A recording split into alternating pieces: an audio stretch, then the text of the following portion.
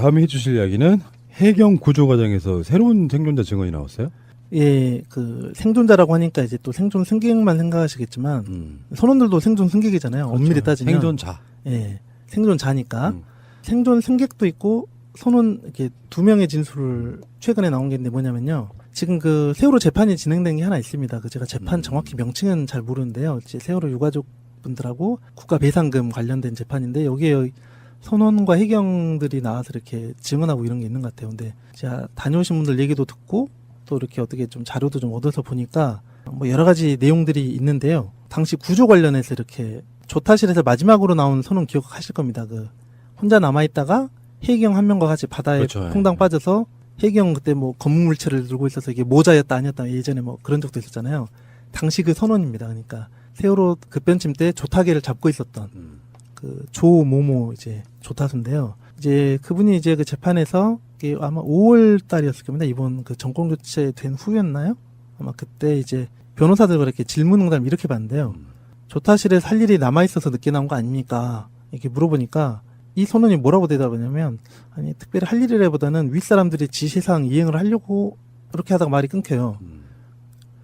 그랬더니 이제 그 변호사분이 아니 윗사람들이 아무 지시도 안 하고 나가버렸다며 지시를 안 하고 나간 거잖아요. 탈출 지시나. 했더니 하다가 약간 좀 버벅거려요. 근데 저는 이거 보고 되게 약간 놀랐는데 왜 그냥 조타실에 할 일이 있어서 남아 있었습니까? 아니 뭐 할 일이라보다는 윗사람들의 지시사항 이행을 하려고 도대체 그럼 뭔 지시를 받았던 거잖아요. 이 부분은 더 뒤에가 없어요. 일단 이 대목이 하나가 있고 이제 이분이 이제 이 선원이 해경하고 탈출할 때부터 탈출해서 바다에 퐁당 빠지고 다시 해경 1, 2, 3명이 올라타고 이 과정에서 일어난 대화인데요. 이렇습니다. 해경한테 여기 학생들 많이 타고 있다고 얘기한 적이 있나요? 하니까 예 그랬고 선원이라고 물어봐서 뭐라고 했습니까? 예 선원이라고 대답했습니다. 지금 그 물에 빠지면서 막 그런 과정 중에서 있던 대화예요. 그래서 해경이 또 뭐라고 그러던가 하니까 조금 뒤에 해경들이 다 할 거니까 당신 일단 물에 뛰어들어라. 세월호에서 제일 늦게 탈출했잖아요. 그 선원이 탈출하기 직전에 그렇게 말했던 거예요. 조금 뒤에 해경들이 다 할 거니까 당신은 일단 물에 빠져라. 자 그리고 1, 2, 3정이 이제 올라탄 다음에 1, 2, 3정 해경에게 승객들이 많이 남아있다고 얘기를 했습니까? 물어보니까 제가 1, 2, 3 정장님에게도 손으로 가리키고 가지고 다 얘기를 했습니다. 그래서 다 봤습니다. 그때 당시 세월호 안에서 손을 막 흔들고 창문으로 손 흔들고 저기 보시라고 그래서 저기 승객들 그대로 다 있다. 이렇게 얘기를 손가락으로 가리키면서 했답니다. 그랬더니 1, 2, 3 정장이 알았다고 대답을 했는데 방송을 하진 않던데요. 딱 이렇게 얘기를 했고요. 그러면 그 1, 2, 3정에서 세월호 승객들이 손을 들고 이렇게 하는 게 다 보이는 위치였죠 하니까 예, 다 보였습니다. 그래요. 또 그리고 1, 2, 3정에 자기가 이제 탔을 때 바로 자기 복장을 보고서 해경이 선원이에요? 물어보니까 또 예 하고 대답을 했고요. 그러면 그 해경이 세월호 선내에 누가 타고 있는지 선내 승객 상황에 대해서 물어봤습니까? 하니까 예. 그래서 승객들이 3층과 4층에 상당히 많이 있다. 이렇게 얘기를 했고요. 그랬더니 1, 2, 3정 아마 간부가 말한 것 같아요. 1, 2, 3정. 해경들이라고 했는데 왜 그냥 1, 2, 3정 그 간부로 추정되는 해경이 뭐라고 말하냐면 우리 직원들하고 저기 헬기에서 구조를 이제 시작하니까 다 괜찮다. 우리 직원들이라는 표현을 썼으니까 간부겠죠. 근데 실제로는 뭐 아무것도 안 했잖아요. 그리고 지금 여기 있는 사람들은 즉 1, 2, 3정에 탄 사람들은 그거 걱정 안 해도 된다. 그래서 그거 걱정 뭐냐면 지금 내 걱정이 아니라 배 안에 있는 승객들 그거 걱정 안 해도 된다. 라고 말했다고 했습니다. 진짜 황당하죠. 탈출한 선원들 전체는 아닐 가능성이 높고 일부의 선원과 김경일에 대해서는 재조사해야 된다고 생각해요. 해경 1, 2, 3정에 123정에 있었던 사람들을 해경 대원들이 뭘 알겠습니까? 지시대로만 하면 되는 건데. 그렇죠. 아마 지시대로 했겠죠. 자, 일단 선원의 새로운 정론 이거 말고도 여러 가지가 있지만 일단 관련된 해경 구조 관련된 건 요 정도 했고요. 그 다음에 세월호에서 최초로 탈출한 일반 승객 부부가 계신데요. 이분이 누구냐면은 처음에 해경이 와서 구명보트 내리고 기관실 선원 5명을 먼저 구조했잖아요. 요거는 뭐 대부분 다 아실 텐데. 그리고 두 번째로 구명부터 가가지고 이제 나머지 선원 2명하고 그때 세월호 4층에 있던 일반 승객들이 난간에 매달려서 호루라기를 부니까 그때 제가 뒤돌아봐가지고 내려오십시오 해서 난간 문 열고 이렇게 구조한 사람들이 있거든요. 참고로 난간도 일반 승객들이 열었다는 얘기도 있지만 그 승객들이 그 난간을 열고 내려오면서 구명보트에 타면서 한 얘기입니다. 제가 고무단정에 탄 해경들에게 문이 열렸으니까 이쪽으로 들어오면 된다고 얘기를 했습니다. 그런데 그 해경들은 안 들어왔습니다. 일단 이랬고요. 그래서 일단 구명보트를 탔잖아요. 구명보트를 탄 다음에 동영상을 보시면 그 9시 41분, 2분 정도 동영상이거든요. 동영상을 크게 확대를 해서 천천히 틀면은 해경 한 명은, 이건 뭐 예전에 제가 말씀드린 적도 있지만, 해경 한 명은 세월호 3층에 로비의 문이 다 열려있는 곳을 계속 응시하고 있고, 옆에 있던 지금 금방 그 탈출했던 일반 승객 부부 2명은 세월호 선수 쪽, 방향은 좀 애매하지만 앞쪽을 이렇게 손으로 여러 번 가리키는 듯한 이런 장면이 있고, 그 해경과 다른 해경도 그쪽을 좀 쳐다보고 있는 장면이 나와서, 제가 직접 한 건 아니지만 이제 다른 분들 통해서 그때 상황이 어땠냐고를 물어봤는데요. 이렇게 얘기를 하셨습니다. 제가 손으로 흔든 것은 4층 선수 쪽 유리창을 가리키면서 흔든 것이었습니다. 4층 선수면 세월호 그 2학년 7반, 2학년 8반 단원과 남학생반에서 50명이 있던 곳이고, 그 50명이 경사 기울어진 곳에 수십 명씩 쌓여있던 그 사진을 다 아실 거예요. 그리고 참고로 그 방에서는 한 명만 이렇게 생존했죠. 그래서 다 학생들이었다. 그래서 그리고 단순히 그냥 흔든 게 아니라 해경에게, 구명부대 타고 있던 해경에게 사람이 많다는 얘기를 한 거다. 저기 사람 무지하게 많다. 빨리 구해라. 왜 안 들어가냐. 이런 취지로 얘기를 했는데 해경은 알았다. 우리들을 실어다 놓고 올 거다. 이런 답변을 했답니다.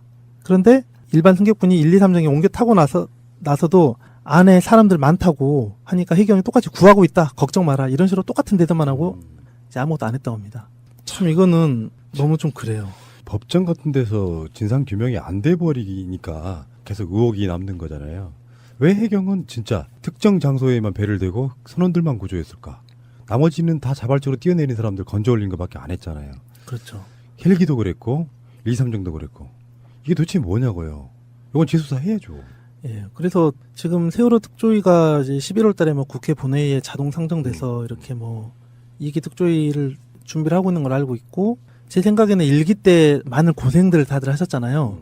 근데 우리가 예를 들면 노무현 대통령 때 기계적 중립, 또 그냥 기계적 비판을 하다가 노무현 대통령이 많이 상처를 입으셨고 이렇게 결과가 된 것처럼, 그래서 지금 우리 문재인 대통령이 된 다음에는 사람들이 단순히 기계적 중립은 외치지 않고 가능하면 지지자로서 최대한 적폐청산을 위해서 사람들이 이제 의도적으로 많이 이렇게 똑똑해졌잖아요. 그 경험이 있기 때문에.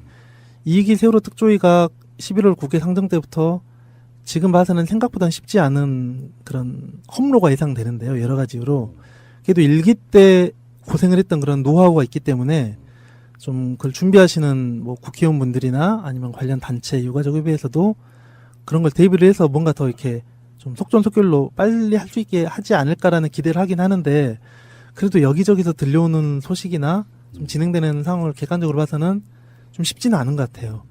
그리고 또 뭐 법률적인 부분이기 때문에 또 저희 같은 일반 사람들은 잘 모르는 것도 있고 해서 많이 지금 뒤에서 노력을 하고 계시는 걸로 알고 있지만, 그런 그 우리 그 문재인 대통령이 그래도 이렇게 그 경험을 바탕으로 지지자들과 한 몸이 돼가지고 전국을 뚫어 나간 것처럼 세월호 특조위라든지 아니면 어떤 재조사 관련 부분도 많은 국민들이 세월호 때문에 사실 우리가 촛불 집회하고 적폐청산 외치게 된 거잖아요. 1년 전에.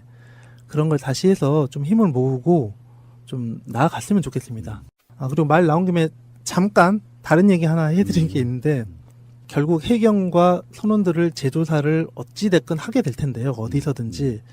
그 중에 이제 핵심 중에 하나가 뭐냐면 사전에 교신이 있었냐 없었냐거든요. 너희들을 먼저 구하겠다라고 쉽게 말해서 사전에 짰다 안 짰다잖아요. 이런 내용이 하나 있습니다. 그 이준석 선장이 4월 16일 날 팽목항에 와서 있다가 다시 세월호로 가서 그 어드바이스 충고를 해주다가 다시 팽목항으로 가가지고 목포 해경으로 갔는데, 그 시간이 4월 17일 새벽 00시 한 30분 정도 되거든요. 그래서 그때 최초로 진술 조서를 받아요. 경찰한테 받은 거죠, 그때는. 그 진술, 그러니까 최초 진술 조서죠. 거기에 해경 1, 2, 3정하고 교신을 했다는 진술이 있어요. 제가 그렇게 진술 조서를 많이 봤는데도 저도 그냥 무의식 중에 넘어가 버린, 이 글자가 하도 많으니까요. 누가 이제 알려준 게 있는데 그 부분이 딱 이렇습니다. 4월 16일 날 09시 20분경 해양경찰 경비정에 연락을 하니까, 이준석 선장 진술이에요. 해양경찰에 연락을 했다고 하면은 뭐 상황실도 있고 진도 VTS도 있지만 해양경찰 경비정에 연락을 했다고 했어요. 경비정은 1, 2, 3정 하나밖에 없잖아요. 하니까 해양경찰 경비정은 약 10여 분 후인 9시 30분경에 도착을 한다고 하였습니다. 일단 이 대목이 있고요. 이 내용을 이날 진술을 한 3시간 정도 하는데요. 2번을 더 반복합니다. 이제 경찰이 당시 선내방송을 통해서 안내방송을 한 것은 무엇인가요? 안내방송을 했다고 주장을 하니까 내용이 뭡니까 물어보니까 이준석 왈, 제가 지시한 건 해양 경찰과 연락이 되어 구조 신청을 해 놓았으니까 어쩌고 탈출 준비를 해라 이런 내용이 하나 있었고요. 또 잠시 후에 뭐 이 말 저 말 하다가 또 중간에 그래서 해양 경찰 경비정에 구조 요청을 하였으니 구명조끼를 입고 대기하라고 했던 것입니다. 이렇게 3번이 나오고요. 모든 진술서에 마지막에 이렇게 써 있죠. 지금까지 진술한 내용이 모두 사실입니까? 예, 그랬고요. 그 다음날 바로 피해자로 신문이 바뀌어서 피해자 신문 조서를 봤는데요. 거기서도 그 전날 진술했던 진술 조서를 다 읽고 그 내용이 맞습니까? 하니까 제가 있는 그대로 조사에 임하였고 또한 모두 사실이고 열람을 한 후 제가 서명 무인한 사실이 있습니다라고 이렇게 수차례에 걸쳐서 해양 경찰 경비정과 직접 연락을 했다는 내용이 있습니다. 물론 뭐 이건 진술이고 3년 전 내용이기 때문에 이게 얼마나 가치가 있는지는 뭐 법률적 가치가 있는지는 저는 모르겠지만 이런 얘기들이 도처에 있는 거죠. 지금 그동안 뭐 세월호 관련 우리 새날 방송에서 많이 얘기를 했지만요. 막 그런 과정 중에서 있던 대화예요. 그래서 해경이 또 뭐라고 그러던가 하니까 조금 뒤에 해경들이 다 할 거니까 당신 일단 물에 뛰어들어라. 세월호에서 제일 늦게 탈출했잖아요. 그 선원이 탈출하기 직전에 그렇게 말했던 거예요. 조금 뒤에 해경들이 다 할 거니까 당신이 일단 물에 빠져라. 자, 그리고 1, 2, 3정이 이제 올랐던 다음에 1, 2, 3정 해경에게 승객들이 많이 남아있다고 얘기를 했습니까? 물어보니까 제가 1, 2, 3 정장님에게도 손으로 가리키고 가지고 다 얘기를 했습니다. 그래서 다 봤습니다. 그때 당시 세월호 안에서 손을 막 흔들고 창문으로 손 흔들고 저기 보시라고 그래서 저기 승객들 그대로 다 있다. 이렇게 얘기를 손가락으로 가리키면서 했답니다. 그랬더니 1, 2, 3 정장이 다음에 해주실 이야기는 해경 구조 과정에서 새로운 생존자 증언이 나왔어요? 예, 그 생존자라고 하니까 이제 또 생존 승객만 생각하시겠지만 선원들도 생존 승객이잖아요. 그렇죠. 엄밀히 따지면 생존자. 예, 생존자니까 생존 승객도 있고 선원 이렇게 2명의 진술을 최근에 나온 게 있는데 뭐냐면요. 지금 그 세월호 재판이 진행된 게 하나 있습니다. 그 제가 재판 정확히 명칭은 잘 모르는데요. 이제 세월호 유가족 분들하고 국가 배상금 관련된 재판인데 여기에 선원과 해경들이 나와서 이렇게 증언하고 이런 게 있는 것 같아요. 근데 제가 다녀오신 분들 얘기도 듣고 또 이렇게 어떻게 좀 자료도 좀 얻어서 보니까 뭐 여러 가지 내용들이 있는데요. 당시 구조 관련해서 이렇게 조타실에서 알았다고 대답을 했는데 방송을 하진 않던데요. 딱 이렇게 얘기를 했고요. 그러면 그 1, 2, 3정에서 세월호 승객들이 손을 들고 이렇게 하는 게 다 보이는 위치였죠 하니까 예, 다 보였습니다. 그래요. 또 그리고 1, 2, 3정에 자기가 이제 탔을 때 바로 자기 복장을 보고서 해경이 선원이에요? 물어보니까 또 예 하고 대답을 했고요. 그러면 그 해경이 세월호 선내에 누가 타고 있는지 선내 승객 상황에 대해서 물어봤습니까? 하니까 예. 그래서 승객들이 3층과 4층에 상당히 많이 있다. 이렇게 얘기를 했고요. 그랬더니 1, 2, 3정 아마 간부가 말한 것 같아요. 1, 2, 3정. 해경들이라고 했는데 왜 그냐. 1, 2, 3정 그 간부로 추정되는 그 변호사분이 아니 윗사람들이 아무 지시도 안 하고 나가버렸다며. 지시를 안 하고 나간 거잖아요. 탈출 지시나. 했더니 하다가 약간 좀 버벅거려요. 근데 저는 이거 보고 되게 약간 놀랐는데 왜 그냐. 조타실에 할 일이 있어서 남아있었습니까? 아니 뭐 할 일이라보다는 윗사람들의 지시사항 이행을 하려고 도대체 그럼 뭔 지시를 받았던 거잖아요. 이 부분은 더 뒤에가 없어요. 일단 이 대목이 하나가 있고 이분이 이제 이 선원이 해경하고 탈출할 때부터 탈출해서 바다에 퐁당 빠지고 다시 해경 1, 2, 3명이 올라타고 이 과정에서 일어난 대화인데요. 이렇습니다. 해경한테 여기 학생들 많이 타고 있다고 얘기한 적이 있나요? 하니까 예 그랬고 선원이라고 물어봐서 뭐라고 했습니까? 예 선원이라고 대답했습니다. 지금 그 물에 빠지면 마지막으로 나온 선원 기억하실 겁니다. 그 혼자 남아있다가 해경 한 명과 같이 바다에 그렇죠. 퐁당 빠져서 해경 그때 뭐 검은 물체를 들고 있어서 이게 모자였다 아니었다 예전에 뭐 그런 적도 있었잖아요. 당시 그 선원입니다. 그러니까 세월호 급변침 때 조타계를 잡고 있었던 그 조모모 이제 조타수인데요. 이제 그분이 이제 그 재판에서 이게 아마 5월 달이었을 겁니다. 이번 그 정권 교체된 후였나요? 아마 그때 이제 변호사들과 이렇게 질문응답 이렇게 봤는데요. 조타실에서 할 일이 남아 있어서 늦게 나온 거 아닙니까? 이렇게 물어보니까 이 선원이 뭐라고 대답하냐면 아니 특별히 할 일이라보다는 윗사람들이 지시사항 이행을 하려고 그렇게 하다가 말이 끊겨요. 그랬더니